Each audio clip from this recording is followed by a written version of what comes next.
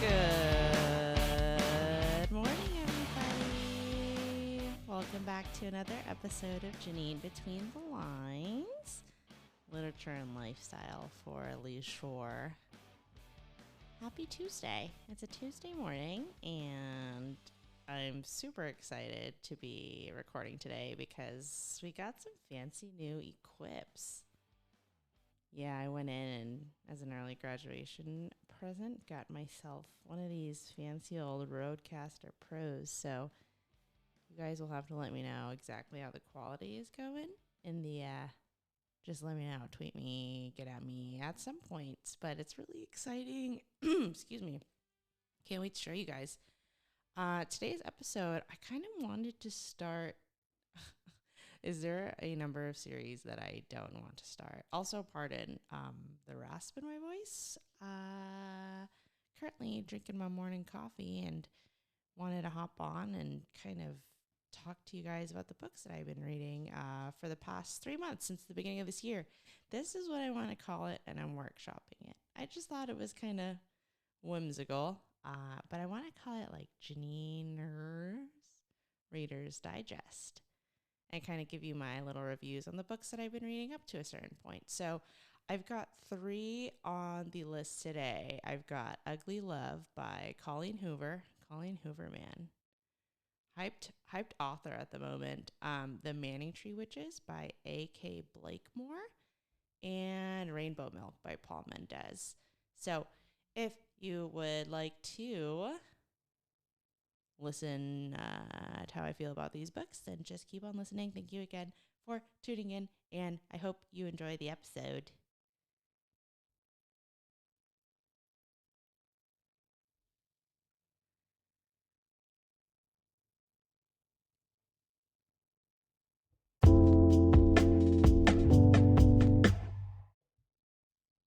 So I figured, why not start off just problematic first thing in the morning?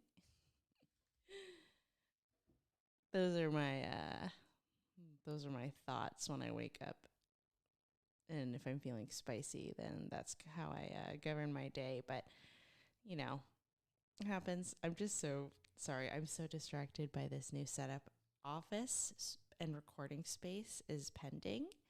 Hopefully I can tap into my interior decorating side that I never knew I had and really dress this place up. You guys have, like, in my mind, the setup is pretty awesome. And we have this beautiful office. I'm going to have to do some really digging to get inspired on how to present this in a more appealing way. Nevertheless, I've never been more excited to record episodes. So I hope you guys are having a great year so far. It's been pretty great on my end. Got some really exciting things in the works, and you guys will be hearing about that soon. And it's kind of like what spurred on getting this new equipment and everything. I've been meaning to get, upgraded for a while, but things pending, to be determined, to be announced. So stay tuned. But the first book that I wanted to discuss was Ugly Love by Colleen Hoover. Now, when did Colleen Hoover pop? I feel like a lot of my girlfriends on Instagram have been on their own little book journeys and are kind of like logging which books that they've rating them, and kind of, keeping a chronological list of how many books they've read this year. And Colleen Hoover has been in about 80% of those girls' stories. So the one that I kept seeing kind of circulating the most was Ugly Love. So I decided to pick that one up first and see if that was kind of the determinant of her writing style and if I would, vibe with her writing. So basically Ugly Love, I'm going to try to give the briefest synopses of all of these books, but of course I'm there's more to what I wrote down. But basically what I wrote is, woman falls in love with a man who doesn't want a serious relationship, so they attempt to have casual sex with no strings attached. they both catch feelings, and it turns out he has a broken past. But finally, in the end, they end up being together. And I've read a ton of books like this, and she has overwhelmingly like head over heels fans. But I'm gonna say, guys, I know I'm in the minority.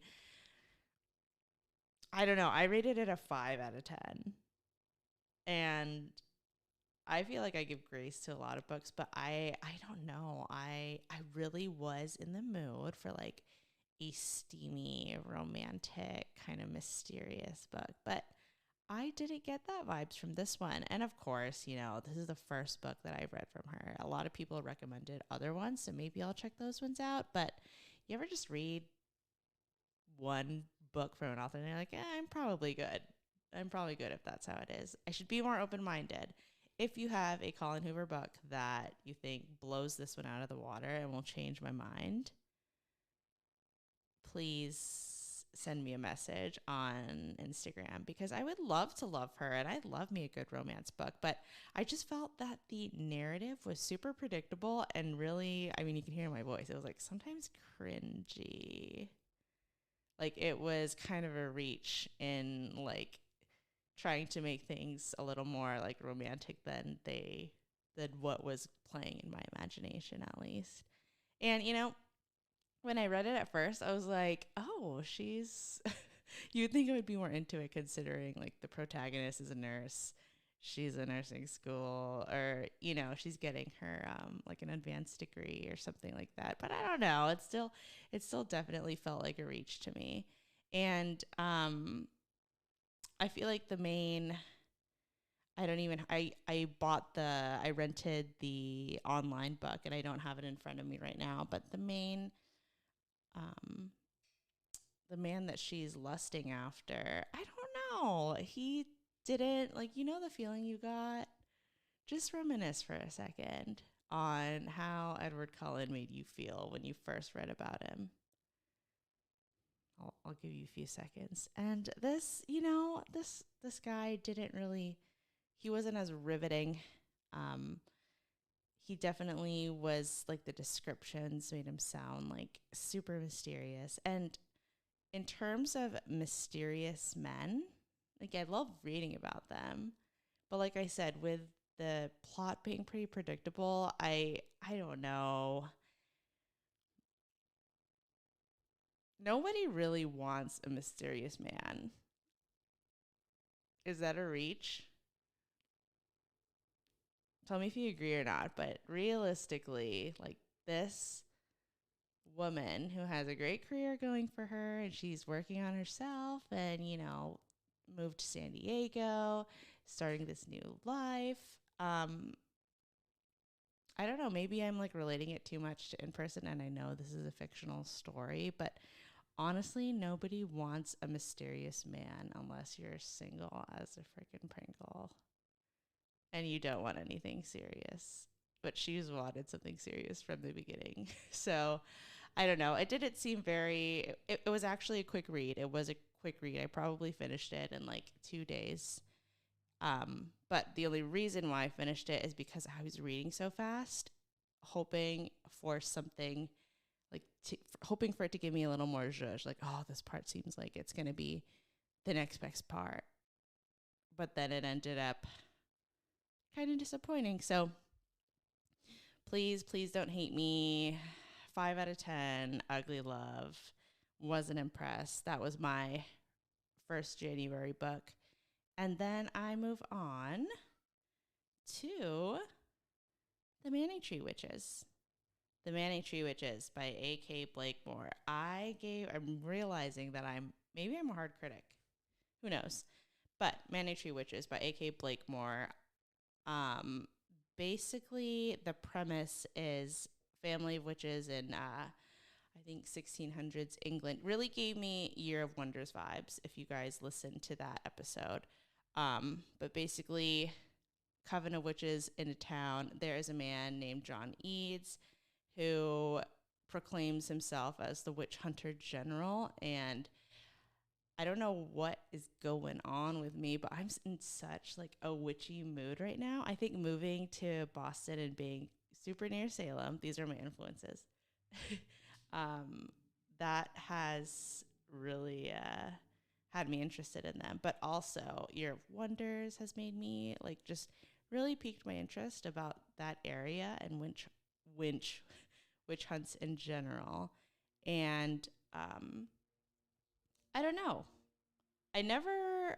I feel like I like the realistic because I was never really a huge like Harry Potter fan or anything like that, but the fantastical realm that I'm more into, or I'm really in a witchy mood, is what I'm really in a roundabout way trying to say. But basically, the witch hunter general goes to that town and he's sick.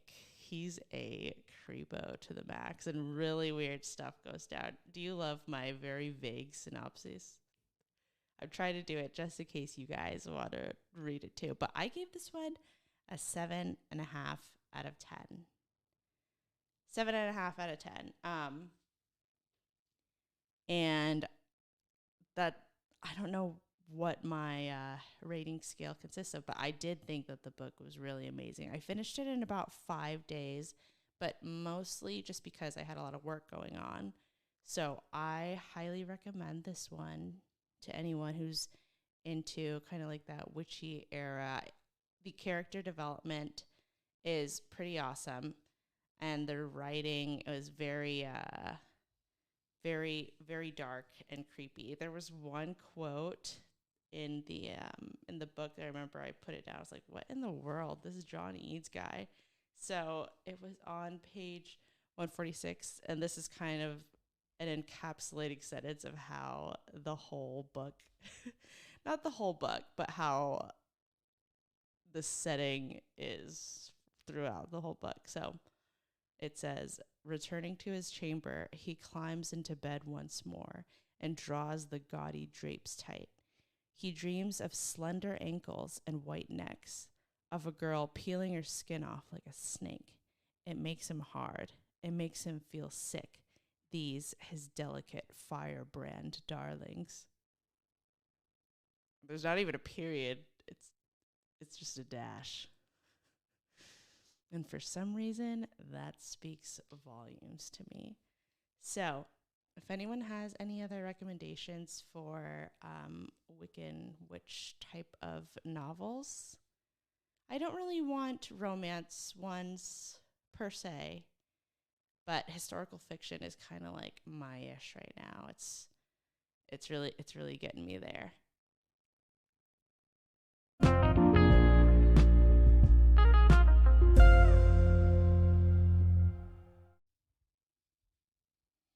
And then lastly, I picked up, in honor of Black History Month, I picked up Rainbow Milk by Paul Mendez.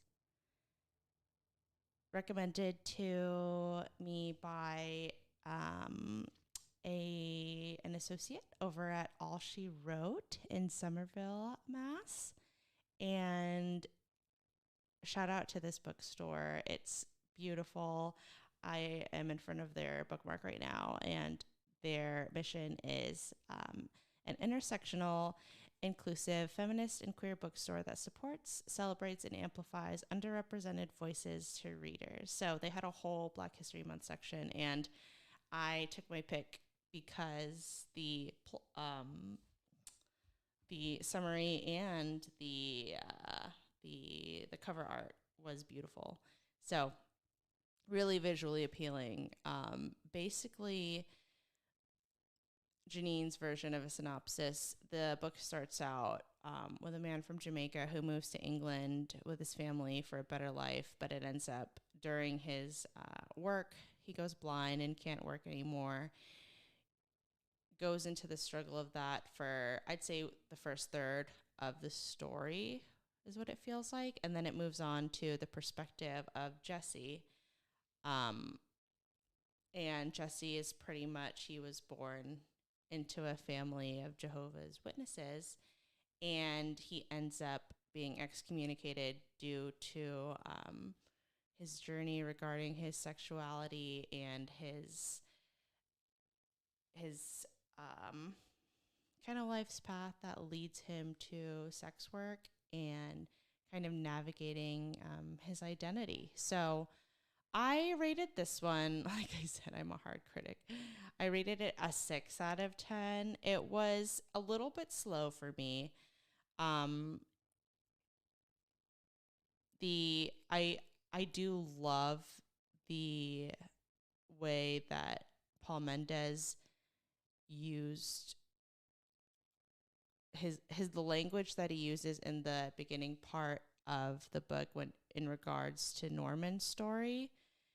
It really puts you into his shoes when it comes to hearing the voices of the people he's interacting with, and you can kind of hear his voice in your thoughts as you read. Does that make sense? What kind of writing style? It takes a very like skilled writer, I feel, to really transport you into a setting and be able to see through the main protagonist's eyes. I think he did that really well. But regardless of that, I did feel like it was a little bit slow for me to get through his story. It wasn't a difficult read, but I just felt that it really picked up more when it moved on to Jesse's story, because it was approaching the years that I was actually alive and could relate to a small portion of his struggles. Um, it gets pretty spicy. It's quite explicit, and there are parts that are very heart wrenching when it comes to his feelings of isolation and his failed attempts at connection, kind of to strangers, because he's never felt a true connection before. And watching him try to navigate that, it was very touching. Let's see. So Jesse's story kind of jazzed it up a good bit, but then towards the end, I want to say like the last quarter of the book, it started to slow down again, and I found myself towards the end just, oh, okay, I'm ready for this book to be over. But I think that the message that it sent was it is a very important aspect that a lot of people need to read about. And there are I have a lot of friends experiences that I've been honored to have been told that really made me relate to Jesse's struggle and going through that, in terms of, coming from a religious family and not feeling accepted and having to independently kind of figure out, your journey in life, being different from everyone else around you, and being criticized, ridiculed, and abused for, your sexual preferences. So it it was touching. I still rated a 6 out of 10. I wasn't drawn in the whole time, but definitely a very, very rewarding book, to say the least. And I want to touch on a subject that, you know, it's not, well, I guess it does relate. The reason why I was thinking of this wasn't because of this book, but there is a situation in this book where Jesse begins to start working at a Michelin star restaurant and as a server, and there was only one other Jamaican woman working alongside him, and both of them definitely, there were tones during his situation that kind of highlighted how both Jesse and that woman were very targeted in terms of their peers and their bosses not believing that they would be able to do the job well. They were constantly targeted in terms of their physical appearances by guests, and kind of hypersexualized and what's that word? Oh, a lot of people had some sort of fetishes for Jesse at that time. There was a customer who wouldn't stop uncomfortably complimenting his lips and his hair, and really making very uncomfortable comments because he looked different than any of the other servers that were working there. So that really just, I don't remember what spurred it, but luckily that does kind of relate to rainbow milk as well. But I was thinking about the importance of racial visibility and transparency, and how that has increased during our generation. Let me explain. I don't know if that's the right word that I'm thinking of, but I'm talking about in terms of exposure for minorities to have public figures and men and women and superheroes that aren't your typical standard white male or female that dominate media and movies and shows as they did back in the day when we were kids. And the reason why I say that is because, you know, I don't want to say her name wrong, but there's been a lot of buzz, and I am so invested in the Ketanji Brown Jackson just viral videos that are going around on the speech that she's done, and the, I don't know, when they were in that meeting, just that whole hearing and everyone kind of hyping her up. Like, it's been amazing. It's so empowering to see people uplift her. And it really, I know in my profession I'm going to be teaching adults, but it doesn't really matter. But when I think of children in the classroom and seeing that on TV and going around on social media, it really gives kids the thought that, you know, say a small Black girl never thought that she could ever aspire to be somebody in government, and then sees Ketanji. That's amazing to me. And in terms of relating that to my own upbringing, I think, and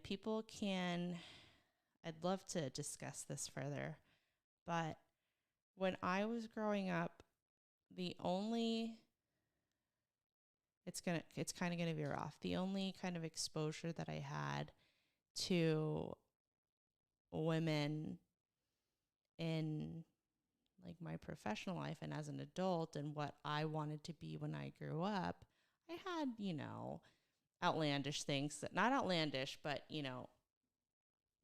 things that I said that I wanted to be when I grew up that were kind of childlike, things I wanted to be. I wanted to be a ballerina. I wanted to be an astronaut, but not really, just because I liked the stars and all of that. But what was presented to me when I was a kid, and this is no fault, this isn't a hit on my upbringing or anything like that, but in America, as in a Filipino American, you're not presented with a lot of possibilities of what you are realistically, or what your parents realistically want you to do when you grow up. It's all about financial stability, and I was not convinced, but I was motivated to either go into the medical profession, or I don't think I was convinced to do anything else. That's kind of where our culture kind of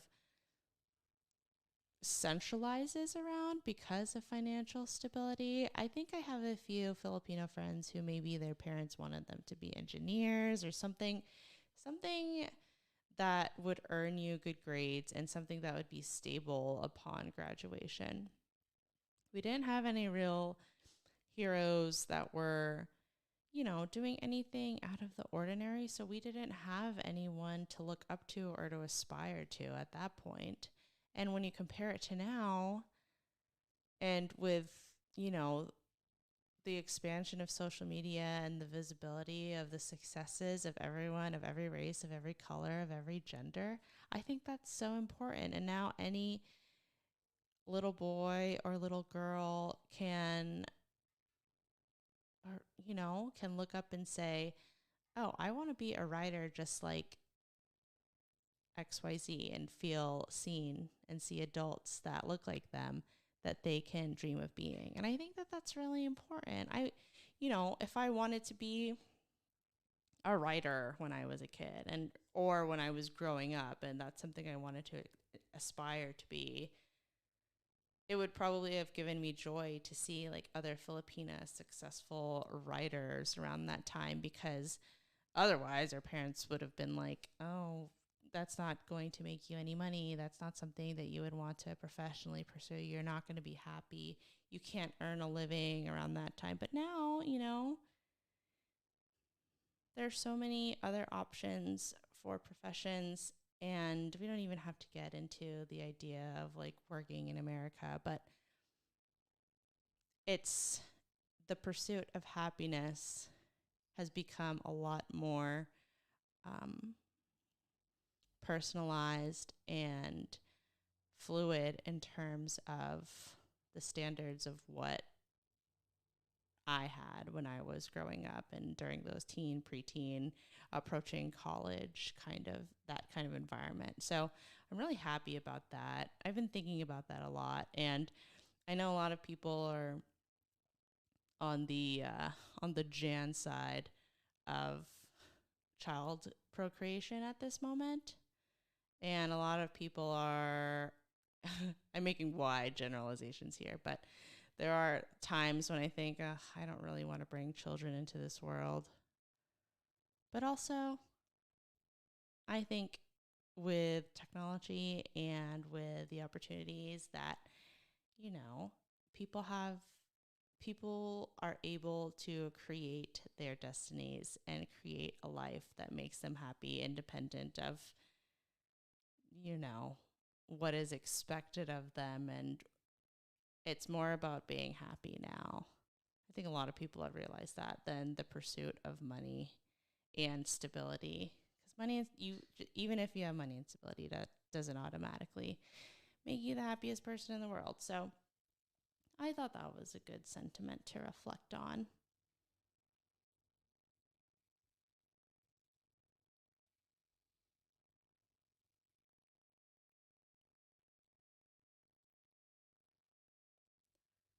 Yeah, I think that the only Disney princess that we ever aspired to be was Mulan. And in terms of creative professions, the only person that I'm thinking of, oh, well, that's kind of a stereotypical thing about Filipinos too. If like most of them can usually sing very well, and then if you didn't, then it was kind of like, oh, that's weird. You're not good at karaoke and you don't want to step up to the mic automatically and you don't know Leah Salonga songs. Weird. So, yeah, I think that having such an open world right now and having the ability to identify with others and having children be able to look up to figures that aren't just cultural norms is so important. And that's something that I really look forward to in the future. Being able to show my children that they can aspire to be anything that they want, not just what society says is expected of them or what is even just logical. I just want my kids to dream. I feel like I wasn't told to dream. I was told to, be safe, be smart, and take the least risk possible. So that's kind of the thought process behind that.